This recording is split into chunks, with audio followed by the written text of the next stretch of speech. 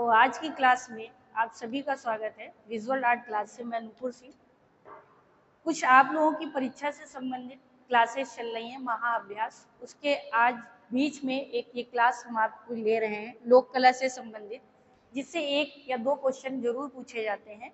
तो आज की क्लास में जो लोग भी जुड़े या देखते हैं वो एक लाइक और सब्सक्राइब जरूर करें, ताकि उनको परीक्षा से संबंधित जो क्लासेस हैं वो नोटिफिकेशन मिलता रहे।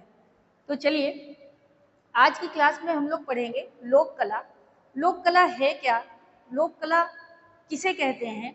ऐसे क्वेश्चन बच्चों के मन में होते हैं जिनका सब्जेक्ट रहा है उन्हें कोई दिक्कत नहीं होती, लेकिन जिनका सब्जेक्ट नहीं रहा है थोड़ा सा समझने में समस्या होती है। तो देखिए, जो लोक कला है इसका संबंध है जन जन की कला, यानी लोगों के बीच में पनपने वाली कला को हम लोग लोक कला कहते हैं। जैसे कि रीति रिवाज या धार्मिक रूपों से यह कला जुड़ी हुई है, कहीं ना कहीं ये धार्मिक प्रधान कला भी मानी जाती है। ऐसा इसलिए है क्योंकि प्राग ऐतिहासिक काल से आज तक जो भी कलाएं होती रही हैं वो मानव की अपनी स्वयं की उपज ही रही है। इसलिए इस कला को लोक कला कहते हैं, यानी लोगों के बीच में उत्पन्न होने के कारण भी हम इसे लोक कला कहते हैं। कारण यह है कि देखिए, जैसे अब हमारे यहाँ मांगलिक कार्य होते हैं तो आप लोगों ने देखा होगा बहुत सारी जगहों पूजा से पहले पुत्रा या पुत्री या कुछ अल्पना या कुछ डिजाइन या कुछ मांगलिक कार्य होते हैं, तो इन कलाओं का प्रयोग हमेशा से होता आया है। इसीलिए हम लोग इसे लोक कला कहते हैं और धर्म प्रधान कला भी कहते हैं। चलिए, अब हम बात करते हैं इसकी कुछ भूमिका की। तो देखिए, इस शब्द का प्रयोग सन 1846 में, इस शब्द का प्रयोग सन 1846 में, ठीक है, इस शब्द का प्रयोग सर्वप्रथम 1846 में इंग्लैंड के सुप्रसिद्ध पुरातात्विक, इंग्लैंड के सुप्रसिद्ध पुरातात्विक पुरातात्विक पुरातात्विक ठीक है, पुरातात्विक कौन थे? वो हैं आपके William John Thomson. William John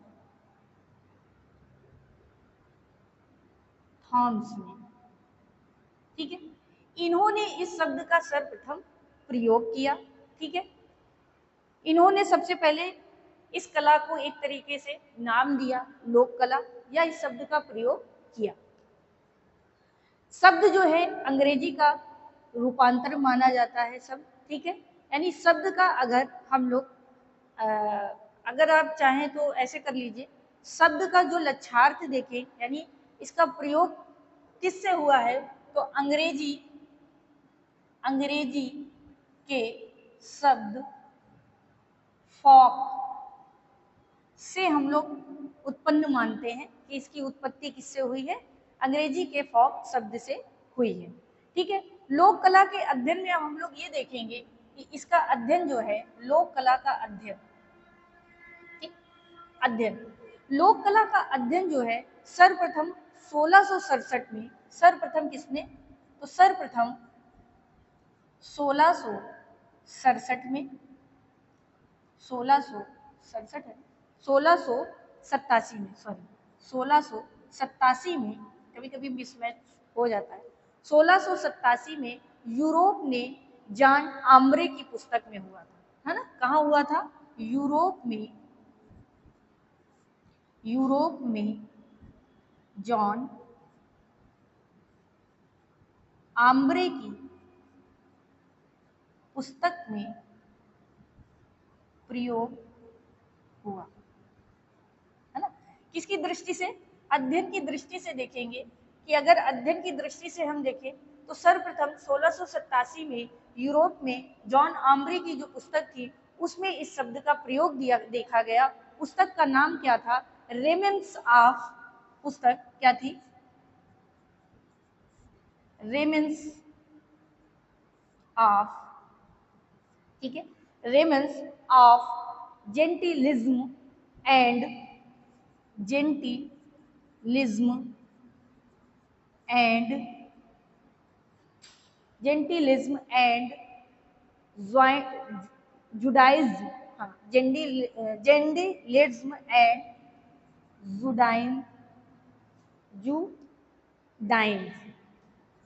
जुडाइन्स, ठीक है। थोड़ा अंग्रेजी वर्ड होते हैं तो कभी कभी हम लोगों को उच्चारण में दिक्कत हो जाती है। चलिए, जेंटिलिज्म, ठीक है, एंड जुडाइन्स के लेखन के साथ हुआ था, के लेखन के साथ हुआ था, ठीक है। यानी अगर हम बात करें कि सर्वप्रथम अध्ययन की दृष्टि से लोक कला को हम लोग किस पुस्तक में जान सकते हैं, तो यूरोप के जो जॉन आम्ब्रे थे, इन्होंने अपनी पुस्तक रेमेन्स ऑफ जेंटिलिज्म एंड जुडाइज्म के लेखन में इसका प्रयोग किया, ठीक है। यहीं से लोक कला का प्रयोग प्रारंभ भी हम मान सकते हैं। अच्छा, लोक कला का प्रारंभ अगर हम देखें हमारे भारतीय इतिहास में, तो लोक कला का प्रारंभ हम मान सकते हैं प्राग ऐतिहासिक काल की कला से इसका प्रारंभ हम मान सकते हैं। और हम अजंता की गुफाओं में भी इसका अलंकरण देखते हैं। यानी हम अगर पीछे जाएं तो अगर लोक कला को समझने के लिए देखा जाए तो प्राग ऐतिहासिक काल से ही इसका संबंध रहा है। चलिए आगे बढ़ते हैं इसको विस्तृत जानते हुए। अच्छा, प्रयोग के आधार पर बात करें कि प्रयोग के आधार पर हम इस कला को कैसे जानते हैं, तो कहीं ना कहीं ये धर्म प्रधान थी। अभी मैंने आपको बताया क्या थी, धर्म प्रधान थी, ठीक है। धर्म से इसका संबंध होने के कारण, है ना कहीं धार्मिक मांगलिक जो कार्य होते थे हमारे यहाँ, मांगलिक कार्यों में, है ना, प्रयोग होने के कारण भी, ठीक है, कारण भी हम जान सकते हैं कि ये लोक कला का प्रयोग की दृष्टि से भी देखें तो धार्मिक प्रधान थी और मांगलिक कार्यों से इसका संबंध था, है ना, रीति रिवाजों से संबंध था, इसलिए ये जन जन की लोक कला कही जाती है। अगर साधारण भाषा में समझे, अगर हम इसे परिभाषित करें तो जन जन की, जन जन में व जन जन की लोक कला है कि नहीं। जन जन में उत्पन्न होने वाली और जन जन के लोगों यानी लोगों के बीच में रहने वाली कला को ही हम क्या कहेंगे, लोक कला कहेंगे। चलिए आगे देखते हैं, यहाँ मानव अपनी अभिव्यक्ति कैसे करता था, है ना। इस कला के माध्यम से मानव कहीं ना कहीं अपने विचारों की अभिव्यक्ति भी करता था।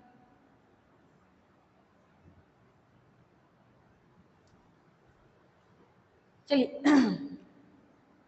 जो लोक कला है इसमें जो व्यक्ति है, तो यहाँ के जो, या ऐसे माने कि मानव समूह की अभिव्यक्ति का एक स्वरूप रही है ये कला।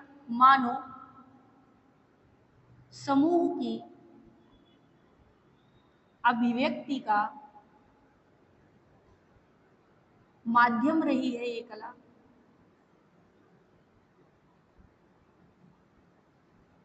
ठीक है।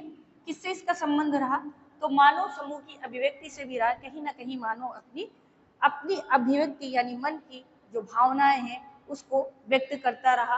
और ग्रामीण जनजीवन में, ग्रामीण जनजीवन, ठीक है, ग्रामीण जनजीवन एवं जन समान के अंचलों में पड़ने वाली जनजीवन व जनजीवन, या ऐसे कर लीजिए जनजीवन सामान्य लोगों के या मानव के अंचलों में पल्लवित, या पल्लवित ही लिख लीजिए, पल्लवित होने वाली कला। देखिए इसे बहुत अच्छे से समझ लीजिए, क्योंकि लोक कला यहाँ की वहाँ की रट लेते हैं, लेकिन थोड़ा सा उस कला की भूमिका को भी जानना आवश्यक है। क्योंकि जब हम भूमिका जानते हैं या हम डिटेल में किसी चीज को पढ़ते हैं, उससे संबंधित कोई प्रश्न हमारे सामने आता है तो शायद हमें सॉल्व करने में आसानी होती है। तो क्लास को एक बार लाइक जरूर करें जो लोग क्लास में विजिट होते हैं, और नहीं अच्छी लगती तो भाई डिसलाइक भी कर सकते हैं। चलिए आज इस लोक कला के आगे में बढ़ते हैं, ठीक है। ये कला जो है किस पर आधारित थी, तो आदिवासी कला या आदिवासी लोगों के बीच की कला थी, ऐसे भी लिख सकते हैं, या ऐसे लिख सकते हैं कि आदिवासी कला का आधार थी, आदिवासी लोगों की कला का आधार है। ठीक है, ऐसे लिख लीजिए आप, आधार है, क्योंकि आदिवासी लोग जो हमारी है वो सबसे ज्यादा इस कला का प्रयोग करते हैं, और ये इसीलिए ये लोग कला ज्यादा जानी भी जाती है। अब इस कला के अगर हम दर्शन कहाँ कहाँ होते हैं, किन किन रूपों में हम लोगों ने इनको देखा है, कहाँ कहाँ हमें इनके रूप परिलक्षित हो सकते हैं, कहाँ कहाँ हमने इनको समझा है, तो ये कला ज्यादातर जैसे मृद भांडों में है ना, अजंता के अलंकरण में, अजंता के अलंकरण में, ठीक है, यक्ष यक्षिणी की प्रतिमाओं में, यक्ष यक्षिणी की प्रतिमाओं में, बहुत सी दीवारों में, भित्तियों में, ठीक है, भित्तियों में, घरों की दीवारों में जो लोग करते हैं, वहां वहां हम इन कलाओं के दर्शन कर सकते हैं, यानी ये कला रूपों को हम देख सकते हैं। इसके प्रारंभिक उल्लेख अगर हम जाने कि इस कला के हमें प्रारंभिक उल्लेख कहाँ कहाँ मिलते हैं या किस समय मिले हैं, तो समय की बात करेंगे तो हम मानते हैं कि इसका हम लोग 20वीं सदी के आसपास से इसके जो है लोक कला के दर्शन हमें या नमूने मिलने स्टार्ट हो गए थे। अब हम आगे की बात करेंगे कि लोक कला हमारे यहाँ कहाँ कहाँ है, किस किस नाम से है, किस किस क्षेत्र से किस कला का संबंध था, पहले एक बार ऐसे पढ़ेंगे और फिर थोड़ा थोड़ा हर कला के बारे में डिटेल में भी पढ़ेंगे। तो चलिए पहले जो कलाएं हैं, लोक कलाएं, उनके बारे में जानते हैं। क्लास को एक बार सब्सक्राइब लाइक जरूर करें। हाँ, डिजिटल बोर्ड का फर्क पड़ता है, पर एक बार कॉन्सेप्ट पे जरूर ध्यान दीजिएगा या समझने पे बहुत ध्यान दीजिएगा। अगर आपको लगता है कहीं पे कोई कमी है तो एक बार कमेंट्स के माध्यम से हम लोगों को जरूर बताइए। चलिए अब हम बात करते हैं कौन कौन सी हमारे यहाँ से कलाओं का संबंध था। तो जैसे मधुबनी पहली है आपकी, मधुबनी, मधुबनी इसका किस से क्षेत्र से संबंध रहा है, बिहार से। कहाँ से था, बिहार से। इसके बाद है आपकी रंगोली, रंगोली, रंगोली इसका संबंध कहाँ से रहा, महाराष्ट्र से, महाराष्ट्र से, ठीक है। नेक्स्ट है आपकी वर्ली, वर्ली आर्ट, ठीक है, या वर्ली लोक कला, इसका भी संबंध कहाँ से है, महाराष्ट्र से, ठीक। नेक्स्ट है आपकी चौक पूर्णा, कोहबर, कोहबर इसका संबंध है उत्तर प्रदेश से। फिर है चौक पूर्णा, इसका संबंध कहाँ से रहा, उत्तर प्रदेश से, ठीक है। नेक्स्ट है आपकी कलमकारी, इसका संबंध कहाँ से है, कलमकारी इसका संबंध रहा आंध्र प्रदेश से। कहाँ से रहा, आंध्र प्रदेश से, ठीक है। नेक्स्ट है आपकी अल्पना, ठीक है, अल्पना इसका संबंध रहा है आपका, अल्पना का संबंध है आपका पश्चिम बंगाल से। कहाँ से है, पश्चिम बंगाल से, ठीक, पश्चिम बंगाल से, बंगाल, बंगला, बंगाल, सही गलत है, बंगाल से, ठीक है। कहाँ से रहा, पश्चिम बंगाल से। फिर है आपका अहपन, अहपन इसका संबंध कहाँ से रहा, इसका संबंध है आपका अहपन का बिहार से, बिहार से। फिर है आपका मांडना, इसका संबंध था राजस्थान से, ठीक है, कहाँ से था, राजस्थान से। फड़ है ना, फड़ इसको मैंने डिटेल में राजस्थान शैली में पढ़ाया है, इसका संबंध कहाँ से रहा, राजस्थान से, ठीक, राजस्थान से। नेक्स्ट है आपका सांझी, सांझी इसका संबंध कहाँ से है, सांझी इसका संबंध है मथुरा से, ठीक है। अब थोड़ी जगह इधर से लेंगे, मथुरा से। इसके बाद गोदना, गोदना इसका संबंध कहाँ से है, मध्य प्रदेश से, ठीक है, कहाँ से है, मध्य प्रदेश से। इसके बाद है सोहराई, ठीक है, एक तरीके का गीत भी है सोहराई, इसका संबंध है झारखंड से, ठीक है। ये कुछ प्रमुख जो है। इसके बाद फुलकारी हरियाणा से, फुलकारी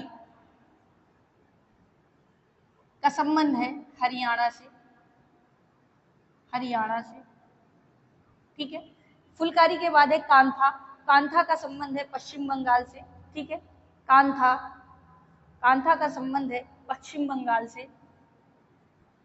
कांथा का संबंध है पश्चिम बंगाल से, ठीक है, पश्चिम बंगाल से। हाँ, बंगाल गलत दिख गया है, एक सुधार लीजिए, कभी कभी हो जाता है। पश्चिम बंगाल, ठीक है, पश्चिम बंगाल से, ठीक है, हम लोगों से भी कभी कभी हो जाती है चूक, बंगाल से, ठीक है। इसके बाद कलोटी, कलोटी, इसका संबंध कहाँ से है? तो इसका संबंध है आपका कलोटी, इसका संबंध है आपका गुजरात से। कहाँ से है? गुजरात से।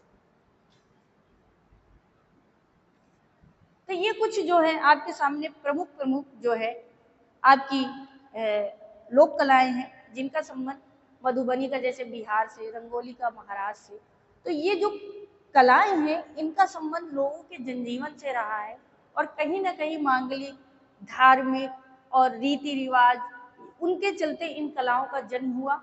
और धीरे धीरे आज हमारी मधुबनी के बारे में आप पढ़ेंगे तो बहुत से ऐसे श्रेष्ठ कलाकार हैं जिन्हें पद्मश्री, पद्म पुरस्कार भी मिला है, जैसे जमुना देवी, जिनका संबंध मधुबनी से है, और ये बहुत श्रेष्ठ कलाकार के रूप में जानी गई हैं, जिन्होंने इस कला को बहुत ऊंची उड़ान दी है, एक तरीके से बहुत अच्छी पहचान दी है कार्य करके, ठीक है। तो ये आपके सामने आज कुछ लोक कला से संबंधित चीजें थी। आगे की क्लास में मैं आपके लिए कोशिश है कि जैसे सांझी या मधुबनी या रंगोली या वर्ली, इनके बारे में थोड़ा थोड़ा आपके बारे में लेके आऊँ, किस आर्टिस्ट का संबंध इससे रहा है, किसको कौन सा पुरस्कार मिला है इस कला से संबंध लेकर, तो वो आपकी नेक्स्ट क्लास में हम लोग पढ़ेंगे। आज की क्लास के लिए इतना ही। जो लोगों को कोई कमी या कुछ गलती लगी हो तो उसे बताइएगा जरूर। तो आज की क्लास के लिए इतना ही। बहुत बहुत धन्यवाद।